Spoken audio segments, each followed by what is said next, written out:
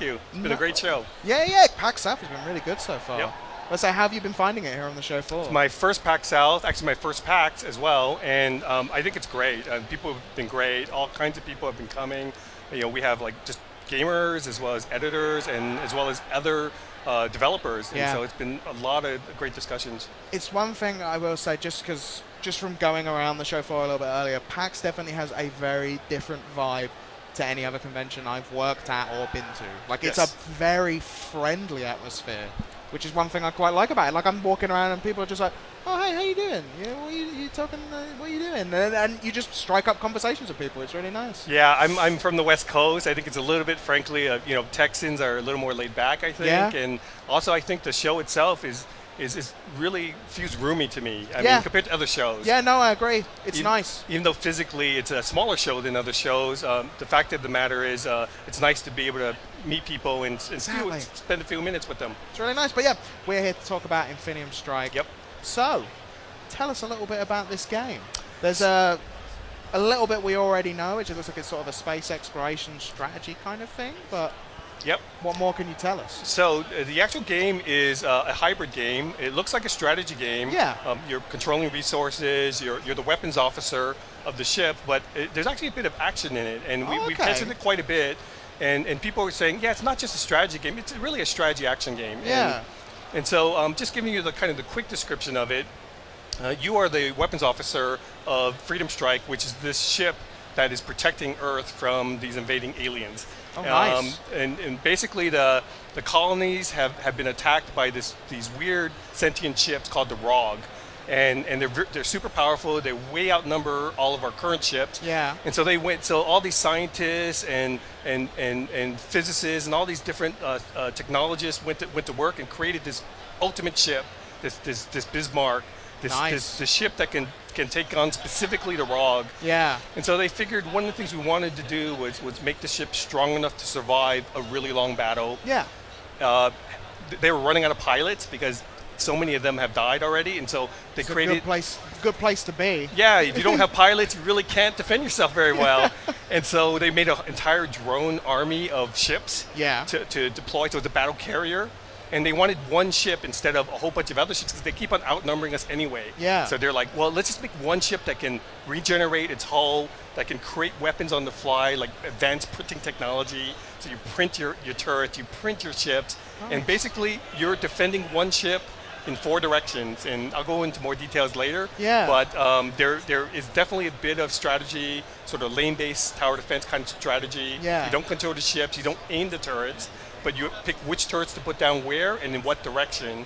Okay. And also, the enemies kind of come in lanes, like 3D lanes, kind of Plants vs. Zombies like.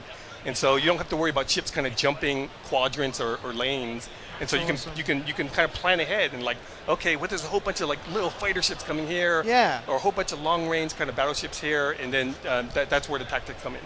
I love that you've tied the sort of narrative conceit into the gameplay.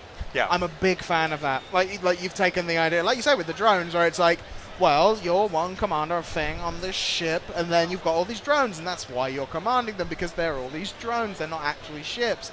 Yeah. I love all that stuff. Yeah, we spend a lot of time with the fiction. We have some good writers on our team, and they're like, it's not just a game. Yeah, it has to fit in this whole world and be believable. And so we, I can spend way too much time talking about like technology and how we got power and fusion power. So and that's all rationalized. Well. It's 170 years in the future, so there obviously there's a lot of, we have printing now. We can print parts for our body. We can print technology. I heard there's stealth being worked on now at UC Berkeley.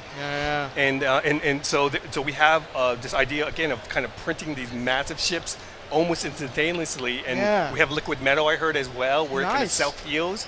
So like 170 years in the future, what's that going to be like? Terminator-like kind of metal is going to be around, and so we're going to use that to make ships and turrets. So this sounds like, in terms of its narrative, is a very hard sci-fi sort of thing, where it's like, we are taking science and applying a bit of fiction to it by looking into the future? Well, we like to we do have what we call a Codex, of course, for Codex Worlds, but we do have an encyclopedia of information. Yeah. But it's not heavy at all. We're a really light game. The gameplay and this is where the gameplay comes in. The gameplay is very, very, very light in the sense of you're not controlling every little missile and trying to like get this kind of micro tactics. Again, it's more like you're making a lot of decisions on resources. Yeah. Like, do you want to upgrade a lot? Do you want, which parts of your ship do you want to upgrade? Do you want to have your fleets be stronger? Do you want to have your turrets be stronger? We also have this little thing where your turrets actually get bonuses if they're placed next to each other.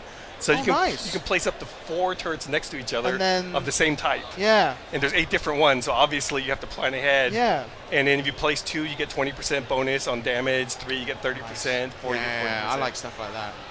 It's little tiny like lizard brain like rewards that like you just get and go, oh, that's nice. Thank you. Yeah, and it really appeals to the more expert gamers, because the expert gamers learn stats, and you know, I'm not an expert gamer in a lot of games, but the few games that I really like, I start like memorizing stats and figuring out like weird strategies, and you know, trying to figure out like what's the ultimate time to use my cooldown effects and things like that. So well, we were talking earlier. You have quite a pedigree in strategy games. Yes. To yourself, like your whole team. It sounds like you've got a really good mix. Yes. But you were saying you've developed like quite a lot, or worked on a lot of strategy games in the past. Yes, thanks for that. I think if I had to name like one passion as far as category, I would say it's strategy. Obviously, I'm like a lot of people. I play a lot of different games and love a lot of different games. But I've spent most of my time producing and designing strategy games and role-playing games. But I feel like strategy games for our first title with the size was more manageable than doing like a big role-playing game. So. Yeah. No, to be honest, you say that, we're going to take a look at the game in a second, but from what I've seen of the game, this doesn't exactly look like a small game. It didn't turn out that way, no. So was that the original plan? Well, like, on paper it sounded nice small little thing, and then it's like, oh, but we could do this. Oh, but we could do this, and then it just grew. It was more that just making the commitment to 3D and making the commitment to having a free-flowing camera, then all of a sudden things have to look good close up everywhere. And we can't just like zoom the camera out and make it like, oh, we'll have to do one level of zoom, so we'll optimize for that. But we allow free-flowing camera, and I'll show you more later, but basically good players can move the camera and watch the battle from any point of view in the battlefield and still maintain all the functionality of the actual ship. You know, building the turrets, upgrading turrets, selling turrets. You can do all that from a little quick menu that we call, and you only want to do that if you're an expert, because you know, it's like, oh my god, what's happening to my ship, and you know, if you're worried about that, you probably should get right there and watch the action from the ship. Nice. So this is a multi-platform game. It's a multi-platform game. It's going to be about. Yes, we're already Steam approved. We have Linux, Mac, and PC. Nice. PC Windows. We are approving the consoles. We haven't made announcements yet on them, but we're excited to make that very soon. You're going multi-platform. We're going multi-platform. We've been people can figure that out, I'm sure. Absolutely, and we really believe in that in multi-platform, because obviously some people like console, some people like Mac or whatever, and we don't discriminate, and so. The other thing is that the ability to actually distribute the game digitally has just been a real help to us, and we were able to focus more on quality, knowing that we had distribution of the game. We had a small Kickstarter, we did a beta Kickstarter, and that went. And it's a little different than some of the earlier Kickstarters where here's my concept and a few concept art. We wanted to actually show a playable demo on day one. Honestly, like, God bless you for doing that. The amount of Kickstarters that come out that are just like, hey, I've got this one piece of art, but can you give us $20 million? It's like the perfect way to do it is, as you say, you play it. Yeah. We know what we're doing. Just judge on your this. own. If you like this, we want to make this bigger. Yes. Yeah. And we could clearly define what we're doing more of, and we're doing that right now. More music. We added 9 tracks. We added more mission gameplay. We added another turret. So we added a whole bunch of things. That we wouldn't be able to take the extra time if we hadn't got the support from Kickstarter. That's lovely, man. Well, let's take a look at this game we've been talking so much about. Okay. So. This is Infinium Strike, and I want to kind of show off the ship first. I'm probably going to die first, but that's okay. But you know, we do for you tech types. This is fully physically-based rendered, and so if you kind of look closely at the turrets, you can kind of see kind of some of the effects that kind of affect the ship. Nice. Kind of a little bit of red here, a little bit of green here. Yeah. We also allow you to kind of zoom the camera right into the action here. And as I said, there's a little box in the corner that you can see me blinking right now. Yeah. But if I disassociate with that from the camera, I can actually like move the camera around, and then I'm gonna upgrade some turrets here. I'm gonna build like a heavy turret, and so you got to trust that it's being built. But if I turn it back on, it's in the process of being built. It's that little circular thing. Gotcha. So this is the big sort of capital ship. Yes. That we were discussing earlier, that is the main hub for everything sort of humanity is doing in terms of defending Earth. Yes, yes. Awesome. We wanted to design, like, we spent a lot of time. We have, you can look at our concept art, but we have like 20 different like designs here, but we wanted to create like the ultimate ship. And imagine like 1,000 ships attacking you. What kind of ship would you have? What would you want? You would want like your own air force, right? And so what we're doing here is I can let me disassociate the camera as well, so we can watch this in real time. But I can send out a bunch. Oh, of course I've died. So I knew that was going to happen. Guys, now the ship's blown up. Yeah, I can go back in and restart, but I'll show the Air Force coming out. But so you can see the explosion here. Again, we can apply some cinematics because everything is real-time 3D. Yeah, that's nice. And I will quickly restart. Sorry about that. Hey, don't worry about it. That's all part of the game. You don't want to sell someone a game that looks easy. I really do know how to play this game. So. It's it already started before you pressed pause. Yeah, it's not your fault. Exactly. Well, I was out there kind of moonlighting in space, and, and I'm paying the price for it now. So I'm going to click through that and click through all the help menus here. And this is just because we want to provide some backup for people. Yeah. Excuse me. No, you go for it, man. People want to see the game. Yeah. People know video games. They know how these things work. I like that you do have controller support and stuff as well. That is quite nice. Sorry about that. We just haven't finished the controller yet. And so let me get back to that. Get the controller going again. And I was going to kind of show you guys this. Now, does like the game operate on a 3D plane because you're in space? Yeah. So the 3D, that is a new level of complexity. Yeah, it doesn't. Oh, that's a very good question. So actually, I'm going to jump to an answer right there. We have these quadrants, as I mentioned, and they're in 3D, but they you don't aim the turrets, and so you do place the turrets, and they auto aim height-wise and width-wise. Gotcha. And it goes in again 4 directions, and so if I go in here and I've waited a little bit to kind of let the chips come out. And then I can kind of send out my own ship. And so you can even follow him out here, and he's going to kind of come out here and start shooting stuff. And again, I don't have to control it. I don't know if you can see my controller. That's just doing that. Yeah, that's just doing that. And then I can kind of quickly go back and say, okay, well, I'm getting overwhelmed here. So I'm going to just build a couple of turrets right straight away and kind of defend. And so I went kind of fast there, but now that I have the turret down, you have the option of upgrading the turrets. There's 5 levels of upgrades. Each time you upgrade, of course, it shoots a little faster and it does more damage.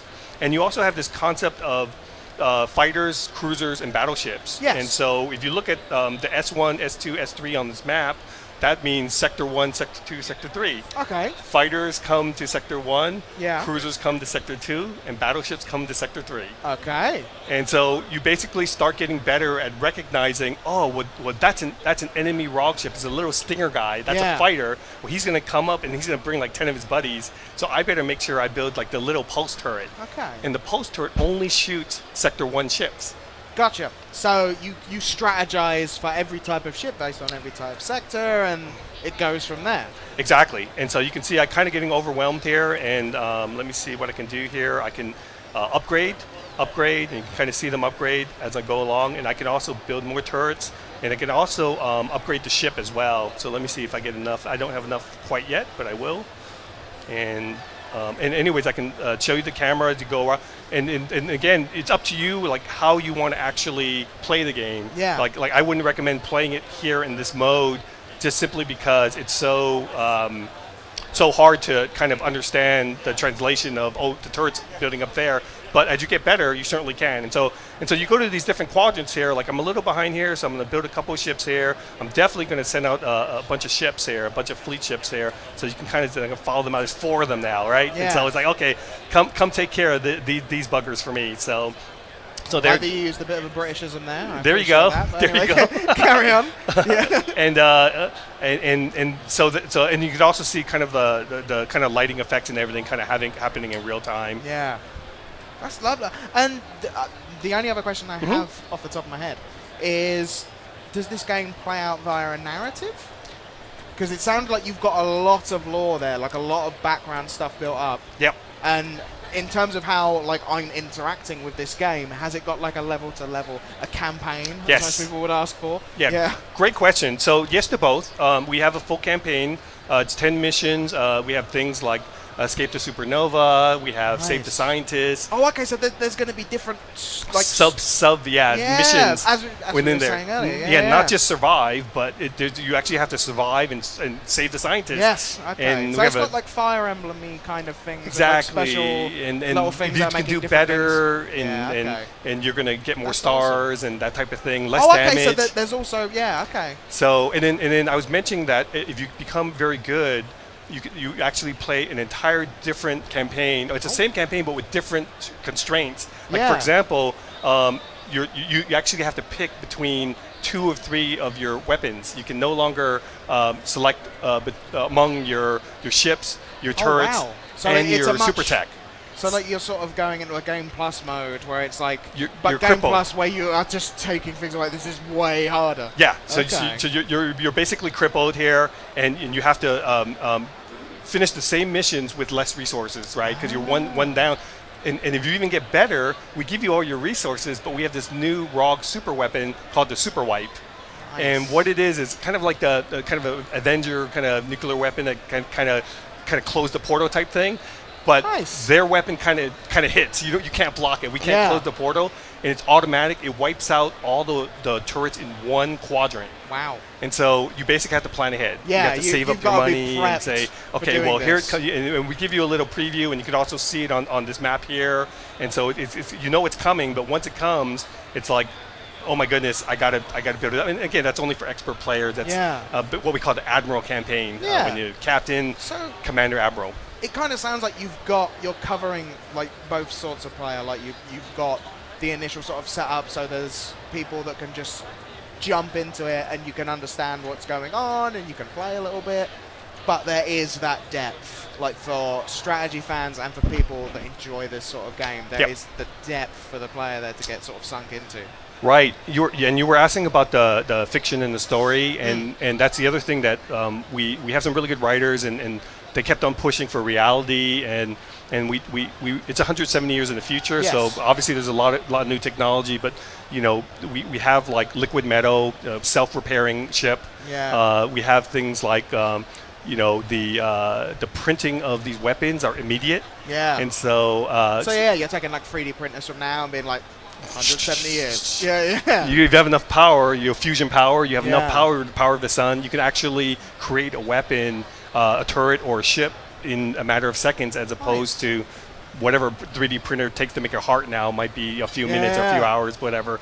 But 170 years in the future, and also the idea of the having all your resources localized in one giant ship historically makes a lot of sense in this, if you can keep that ship alive. Because if you're always outnumbered, then if you can never overcome the enemy, the aliens, because you don't know what their numbers are, they come out in portals. You want to create a ship like that can survive for months at a time. That because it's self-healing, because it has unlimited power, and because it has these drone ships. Instead, we're talking about you were laughing about the pilot dying, and if you're in a war with aliens for 20 years, you're going to lose tens of thousands of pilots, and you're not going to have enough space pilots to actually fight this war infinitely. Sorry, Infinium. You're tying it all in. I'm tying it all in, trying to get that plug in. But the point is completely conceivable that you would have drone technology, predators that are 10.0, right? And they're going to be able to take on these ships one-on-one. And so that's exactly what we've created here, is kind of these super effects that kind of go in and your ship will last months. Yeah. Well, Awesome. you won't be playing for months, but the fiction is. The ship will last months. So hopefully people will be playing for months. When will people be able to get their hands on Infinium Strike? So Infinium Strike is in the final stages of beta, and we are still going through beta testing, finishing everything out. Multi-platform release, we want to say second quarter of this year. So we're not too far away. Yeah, you're not too far off now. Yeah, it's been 3 years of development. So Wow. and we again had our Kickstarter a while back, and we've taken all that feedback, and so we've been very fortunate to get a lot of fixes in already. Yeah. But we certainly aren't done. We're here at PAX. We're showing off the whole game here. Not all the levels, but we have You've got everything open. That you everything can play. open to kind of demo to any feature you want to see. We didn't show a lot of the super tech that we have, but we're showing that here. There's one where you shoot a satellite out and actually changes physics and gravity. Nice. And so, hey, in the future you can do that. Yeah. And so everything that's coming toward your ship follows this invincible satellite that kind of flies out there. So you see all these missiles kind of go, whoa, and start following it. So just kind of wacky sci-fi stuff. That's and awesome, who knows whether it'll be around in 170 years, but why can't we imagine? hey, reality, we're not a reality game. So. Nice, man. So where can people find out more about Infinium Strike online? So infiniumstrike.com. Yeah. We're on Twitter as well. We're also at codexworlds.com. Lovely. We can download the Steam demo now. You can play all the features in the game. Our demo actually has 2 missions. One mission is advanced. And the reason why I mentioned that is I couldn't get it here. It takes a bit of time, but you can actually try out all the ships, all the 5 super nice. techs. So people can just play this already. They can play it already. I mean, it's also has a tutorial built in. So anyways, you can download it and play it. And it sounds complicated, but the one other thing I wanted to say about the game, if I can, you go for it. Is we actually spent a lot of time simplifying the game, and it looks when I was playing, it was oh god, he died. The point is that you place a turret down, it shoots automatically. You place the right turret for the right situation, fine. Well, you know what? That uses one resource, Infinium. Yeah. What about the fleet? Well, the fleet uses fleet points. Guess what? You get 1 fleet point every second. So a small ship is 20 fleet points. A big ship is 40. So that's 40 always fleet points. building up. So it's always building up. You can upgrade your fleet, or you can send out in 40 seconds. You send out 2 small ships or 1 big ship. Nice. And then similarly, with all the super tech I was talking about, like this satellite, this kind of defying gravity satellite, those are 90-second cooldowns. Yeah. All the time. So you have 5 of them. They're always constantly cooling down at 90 seconds. Don't have to worry about a resource at all. So I want to give the impression that newbies can play this. Exactly. Casual, because I have my kids love strategy games. I want them to be able to play. I don't want to overwhelm them with 50 ships and go, yeah, I gotcha. Yeah. And so, anyways, I just wanted to put a plug in for that. But mind you, the Super Wipe is going to give the expert gamers a little bit of a challenge. A little bit of a challenge as well. That's awesome, man. So what was the website again? www.infiniumstrike.com. Awesome. And whereabouts, because there's people here right now, whereabouts in PAX South can people find we're you? at booth number 17088, but we're in the back of Hall C, I believe. So nice. So we're actually very close to this booth if you're around. We're like two aisles over towards the back. Lovely. Well, thank you very much for joining us, Thank you so much. Thank you. And we'll be back very soon. In fact, I say we, I won't be. You're going to have your boy Spooky. He's going to be up here. He's going to be talking. He's down over there right now, but he's going to be here. And he's going to be looking at, he looks down, just shapes and beats. He's going to be looking at that. So stick around, ladies and gentlemen, because here at the Indie.XSplit booth, we've got all sorts of stuff here from PAX South. So we will see you very soon. Take care.